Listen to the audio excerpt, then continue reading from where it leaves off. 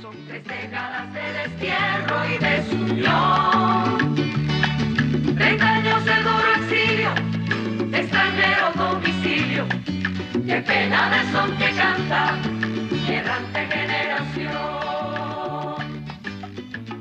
Saludos amigos de Cuba y su historia, parte de la programación en español de la WLRN, Canal 17, Televisión Pública. Mi nombre es Alberto Müller y Cuba y su historia hoy se adentra en un tema del cual toda Cuba está conversando vivamente del tema. Me refiero al parol humanitario que Estados Unidos ha concedido no solamente a Cuba, a otros países, pero bueno, en el programa de hoy básicamente nos concentramos en el efecto que eso ha tenido en la población cubana, sus consecuencias, sus riesgos. Y para hablar de este problema, de este tema del parol humanitario, pues tenemos un amigo de muchos años y por supuesto un activista muy al día de lo que está pasando en Cuba, no ahora, de siempre. Y me refiero a Antonio Rodiles, al cual le damos, como es lógico y por supuesto con mucha alegría, una cordial bienvenida. Antonio, ¿cómo estás? Bueno, gracias, Müller, por la invitación y llegar a quienes siguen este espacio. Me parece, ya anteriormente con Albertini, ahora contigo, agradezco mucho la invitación. Sí, bueno, pues vamos al tema, porque los minutos vuelan en la televisión, son más rápidos los minutos que caminando en una acera, ¿no? Vamos a definir qué cosa es el parol humanitario. Bueno, todo el mundo conoce que durante ya no solamente meses, años, los cubanos estaban cruzando la fronteras y fronteras para llegar al sur entre México y Estados Unidos y cruzar ahí también. Y ahí pedir asilo y demás, ¿no? También pasaba con los balseros. El torrente de cubanos que ha estado llegando es realmente increíble. Ya vamos por arriba de 3 Mariel.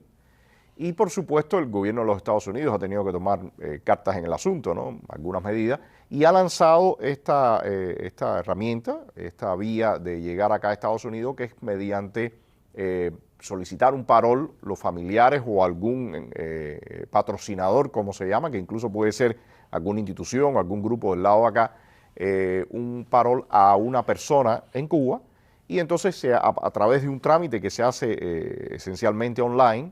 Bueno, esta persona es aprobada o no y entonces puede llegar acá a Estados Unidos.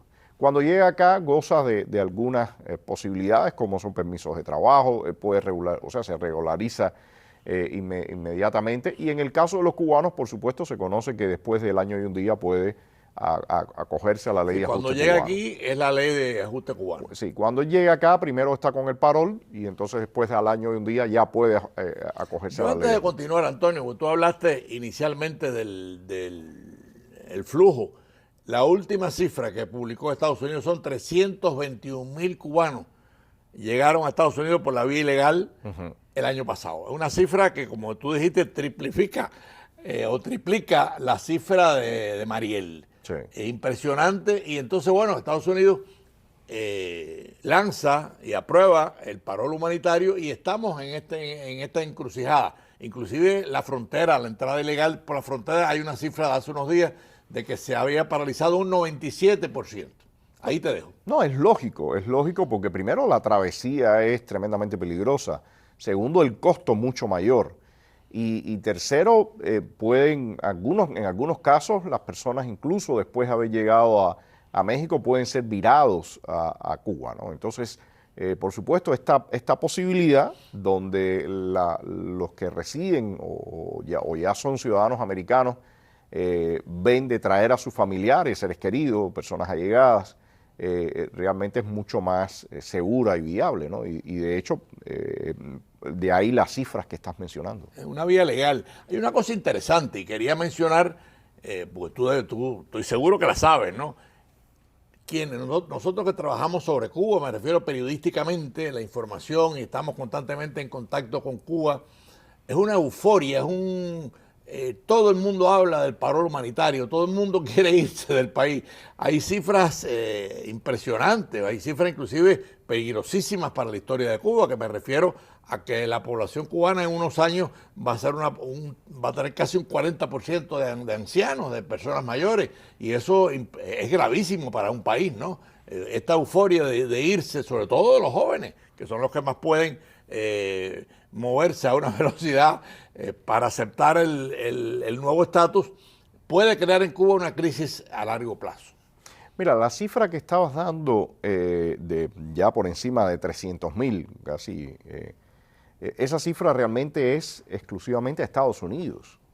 Si adicionamos a esto la cantidad de cubanos que se han ido a Europa o a otros países en América Latina o en otro lugar, yo no tengo dudas de que ya se debe estar rondando el 500.000 de cubanos. Sí. Generalmente personas jóvenes las que escapan, generalmente gente emprendedora.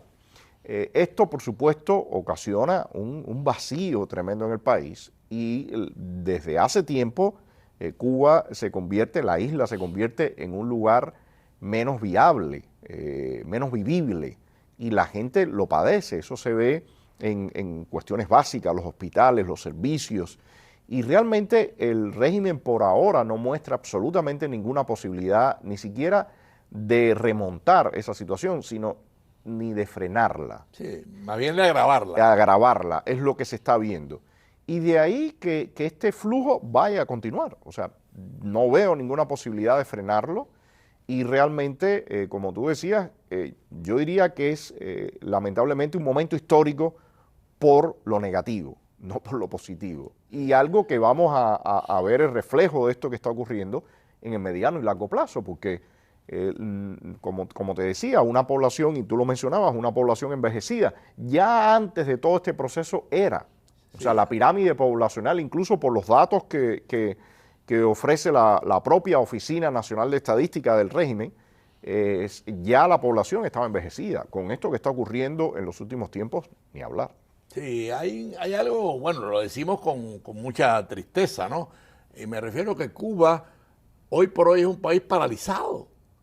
La última zafra no superó los 400.000. Sí, estamos hablando de cifras de los 1800. Cuando Cuba se hizo república ese año, del 1901, la zafra era de 1 millón. Y estamos, o sea que Cuba, como tú decías, ¿no? Ha ido disminuyéndolo todo. La alimentación, el agua, la medicina. ¿No? En Cuba no hay medicina. La infraestructura, Müller, cuando hablamos de infraestructura, realmente es una situación catastrófica. Incluso lo que hereda este régimen en el año 1959 está totalmente destruido. No ya que hubiera construido, hubiera lanzado, incluso con todos los subsidios que recibió durante los 30 años de la Unión Soviética. O sea, ni siquiera en ese periodo, que era una inyección, ni siquiera después con lo de Hugo Chávez, el régimen ha logrado crear ninguna infraestructura. De hecho, los apagones constantes y toda esta situación con el servicio eléctrico es precisamente porque las termoeléctricas que se fabricaron, que estaban de anteriormente, están en un estado totalmente precario y jamás se ha hecho una inversión capital para cambiar esa situación. Sí, hay una cifra que leía yo el día de ayer del economista cubano Carmelo Mesa, y es impresionante ver cuando él asegura que la inflación en Cuba es de 600%. No hay país que pueda mantener una inflación. Mira, los precios del pan, los precios del aceite, los precios de la carne de puerco, o sea, todo eso día a día sube, y realmente el llamado peso cubano, como le llama el régimen, el CUP, pierde valor, a pesar de que el propio régimen hace su esfuerzo por lograr, incluso en algún momento lanza especulaciones, en el propio mercado informal trata de fijar cambios lanzando la venta quizás de algunos o como se dice en Cuba, regando la bola, pero al final el mercado se impone y lo que estamos viendo es esa impresión galopante que mencionabas. Sí, un país paralizado. Completamente. Y como te decía, sin posibilidad ninguna, porque de hecho el supuesto liderazgo que tienen en este momento, primero la gente ni los conoce, segundo son individuos que se ven con un bajísimo nivel. Y otro punto que parecerá gracioso, pero no tiene nada de gracioso, es que uno ve incluso el físico de estas personas en un país donde hay tanta situación con la alimentación, y todos están definitivamente en sobrepeso, pero por una amplia cantidad, ¿no? Entonces, Realmente yo no creo que el régimen ni siquiera en el mediano plazo pueda ofrecer algún tipo de plan. Recordemos todo aquello que lanzaron de los lineamientos y fue todo un fracaso. el reordenamiento, todos esos nombrecitos que ellos ponen Ahora, al final. Antonio, algunos le aconsejan a Cuba, y por supuesto el gobierno cubano es sordo, o sea, aparentemente es sordo, que imite lo que pasó en Vietnam o en China, que lograron estimular un capitalismo propio, ¿no? Cuba se niega a eso, el gobierno. No estoy seguro que mantendrán esa postura por siempre, porque evidentemente, como con lo que estamos hablando, el país cae y bueno, habría que ver cuál es el punto del colapso. En principio, si ellos mantienen el férreo control, la represión y el ejército y las armas, es difícil sacarlos del poder, ¿no? Pero sí, ellos se percatan también que algo tendrán que hacer. Y recuerda que hace unas semanas atrás, quizás un mes, hicieron como unas de que un grupo de empresarios rusos iban a lanzar un think tank para proponer transformaciones económicas. Ellos se han mantenido todo el tiempo a pesar de la crisis, incluso el coronavirus y los hoteles vacíos, construyendo nuevas instalaciones hoteleras de 5 estrellas, de lujo. Así que, mira, hay que ver realmente qué rumbo ellos dan. Lo que sí está claro es que no va a haber en ningún momento una apertura, ni siquiera en lo económico, donde el cubano común, el que no está vinculado a ellos, pueda realmente respirar y empezar a tener otros desenvolvimientos. Cualquier cosa que ocurra va a ser al estilo del más burdo capitalismo de compinche, ¿no? Claro, o sea que la iniciativa privada ellos no le van a dar vuelo bajo ningún concepto, al menos no aparentan en esa... Es que hay que ver, por ejemplo, el diseño que ellos hacen en el tema tributario. Es sencillamente una estafa. Claro.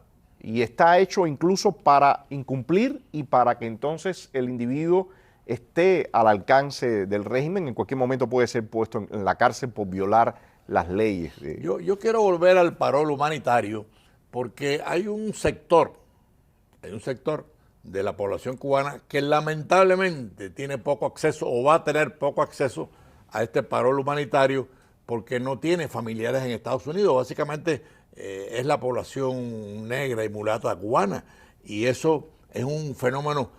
¿Podrá tener esto solución? No creo. Evidentemente hay un bolsón poblacional que está en condiciones miserables. Aquello que el régimen tanto se ufanaba de que con la revolución se habían acabado los barrios marginales. Bueno, Cuba, La Habana y otras muchas ciudades casi son barrios marginales completamente. Claro. Son cinturones tremendos y definitivamente no veo que haya solución a esto, ¿no? De ahí que quizás todavía se sigan viendo cubanos escapando en balsa para tratar de tocar tierra acá y quizás esconderse, perderse, estar como cualquier ilegal de otro país centroamericano o de América del Sur o de cualquier parte del mundo. Y realmente ese bolsón también va a ser parte de esa inestabilidad que cada vez se va a incrementar en Cuba, de los crímenes de delincuencia que se han disparado. O sea, realmente lo que estamos viviendo no es nada difícil de predecir, ¿no? No. Hay una cosa, bueno, amigos de Cuba y su historia, para los que han sintonizado tarde, estamos tratando en el día de hoy el tema del parol humanitario que Estados Unidos ha concedido a varios países y entre ellos a Cuba. O sea, los efectos que tiene este parol humanitario en Cuba, pues ha sido tremendo. O sea, toda la población habla del tema.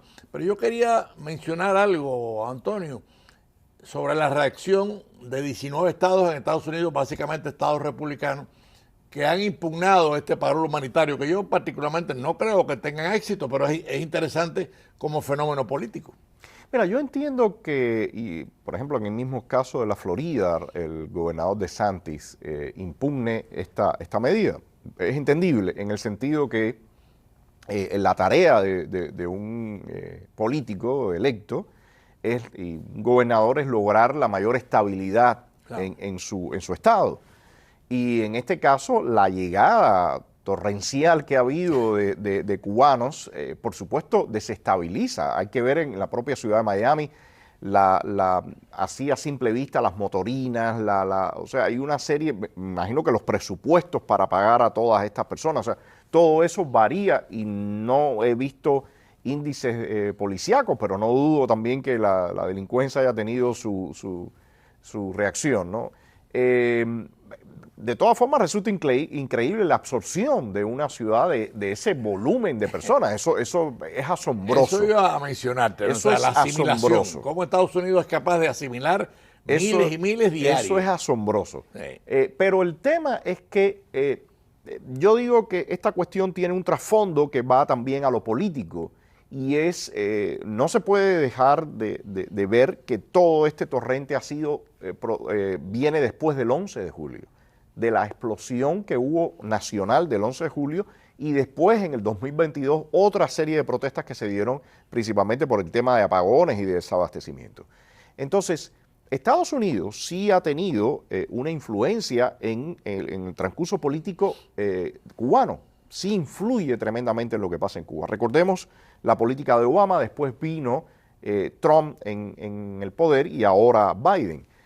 Hay como quizás se trata de establecer un nexo entre lo que fue el deshielo y que quizás una nueva política ahora con ese paréntesis que fue de aumento de sanciones y demás. Pero el tema acá, Müller, es que durante la propia administración Trump se activaron sanciones al régimen, incluso se incluyó en la lista de patrocinadores del terrorismo.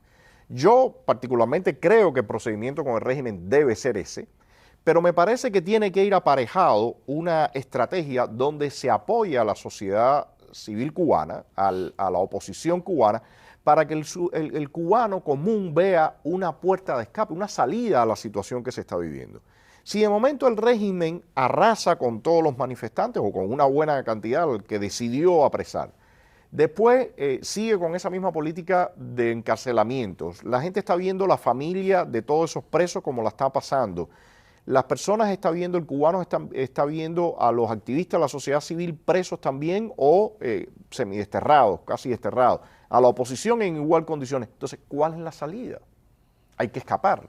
Claro. Entonces, si la política que se establece con respecto al régimen cubano no es una política que tiene una permanencia, no tiene una estrategia a mediano plazo al menos, bueno, pues el resultado va a ser este. Y me parece que incluso el tema de los políticos cubano-americanos que han estado implicados en esas teorías, a mí me gustaría que ellos contestaran un poco a esto que ha pasado ahora. Si ellos habían previsto que una situación como esta ocurriera, porque era totalmente predecible, Müller. Eso fue lo que ha hecho Fidel Castro a lo largo de la historia y después, bueno, el último gran éxodo, entre comillas, fue el del Mariel, el de los balseros, que ya se quedó chiquito.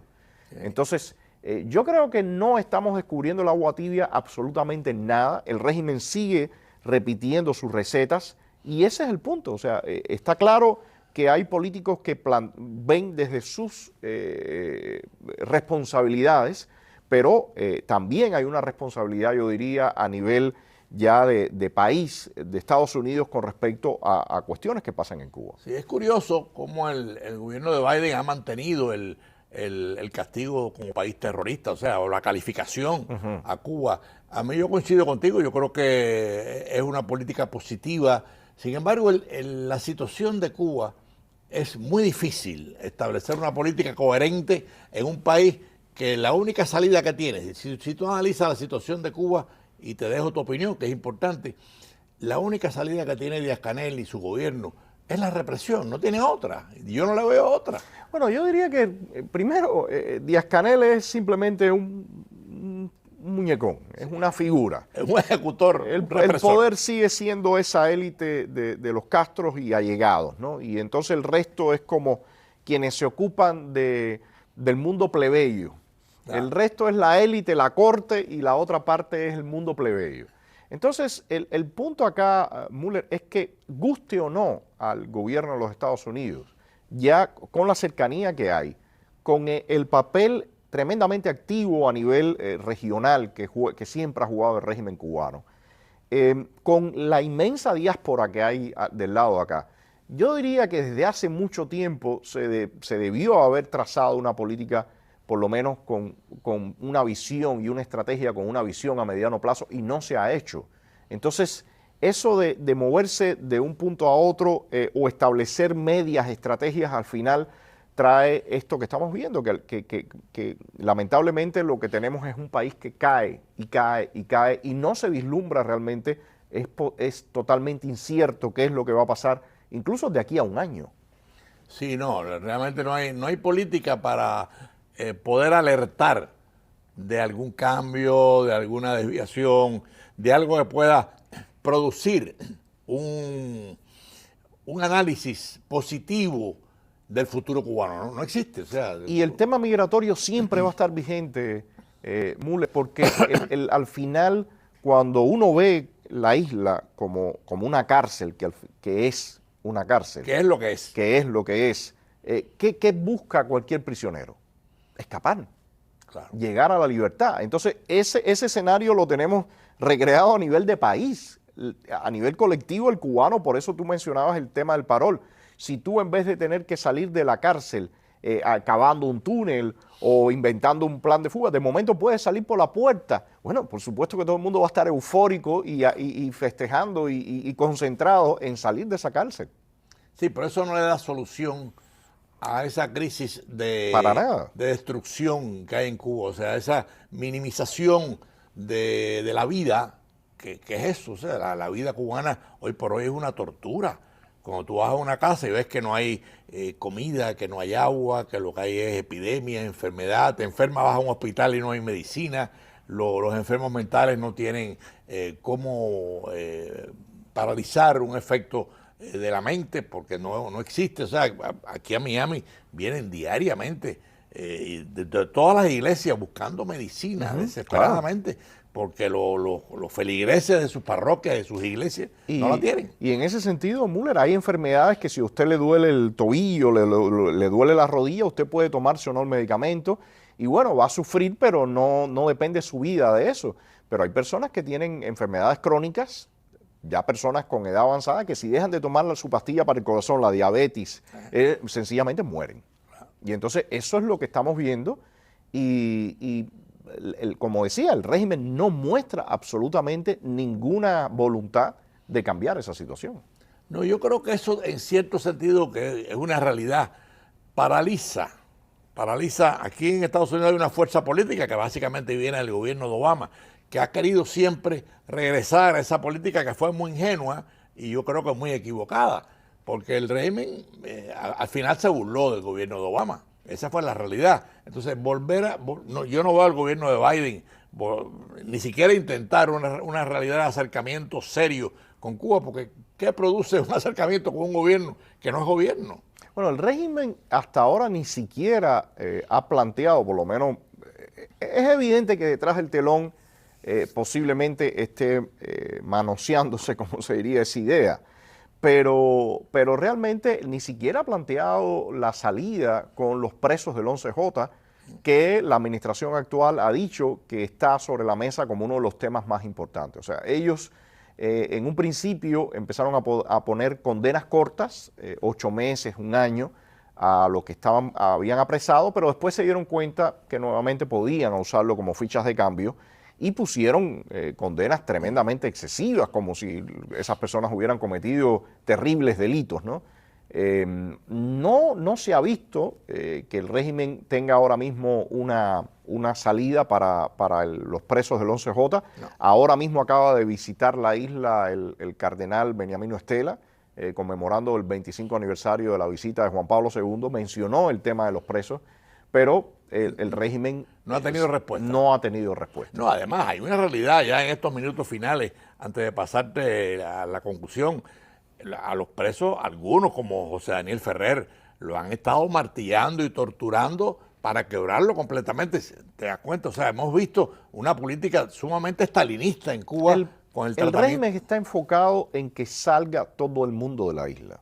El régimen no quiere absolutamente ninguna posibilidad de que se articule una fuerza política que pueda reemplazar el sistema actual. Claro. Y en ese sentido ha venido trabajando, y también en ese sentido, tengo que decirlo, no he visto una voluntad política ni del mundo democrático ni del propio desde acá de Estados Unidos de impulsar realmente una oposición con esa capacidad Antonio, de reemplazo. en los 2 minutos que nos quedan, vamos a concluir qué ha sido el paro humanitario y cuáles son sus efectos positivos para esa Cuba que se va destruyendo lentamente. Mira, una herramienta legal para que el cubano pueda llegar a Estados Unidos realmente ha sido aplaudido por la mayoría de los cubanos que quieren escapar y familiares y personas que están del lado acá que no quieren ver a sus seres queridos en situaciones de peligro por trayectorias realmente bien complicadas. Pero a su vez también en un reconocimiento de que casi la única vía que tiene el cubano es escapar de su tierra y dejarla atrás y dejar atrás una situación que cada vez va empeorando. Yo diría que a nivel de nación todo este proceso migratorio nos afecta ya en forma general, vacía la isla y sencillamente, por lo menos en el mediano plazo, nos va condenando a una situación bien, bien difícil. Sí, nos afecta como nación. Como nación nos afecta sin duda ninguna. Importante. Bueno, amigos de Cuba y su historia, hemos dedicado el programa de hoy a un tema muy álgido, a un tema muy presente. Me refiero al parol humanitario que Estados Unidos está concediendo a los cubanos y a otros 3 países. Pero bueno, en el caso cubano, lo que está produciendo esto en Cuba, precisamente por la situación cubana que nuestro amigo y invitado de hoy, Antonio Rodiles, la ha definido con detalles muy precisos. Lamentablemente, Cuba no vive su mejor hora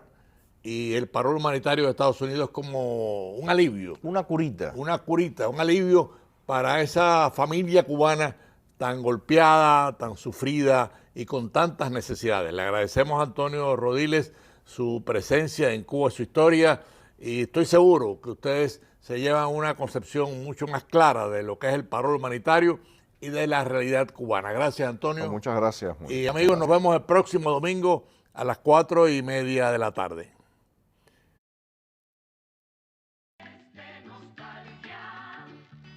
Son 3 décadas de destierro y de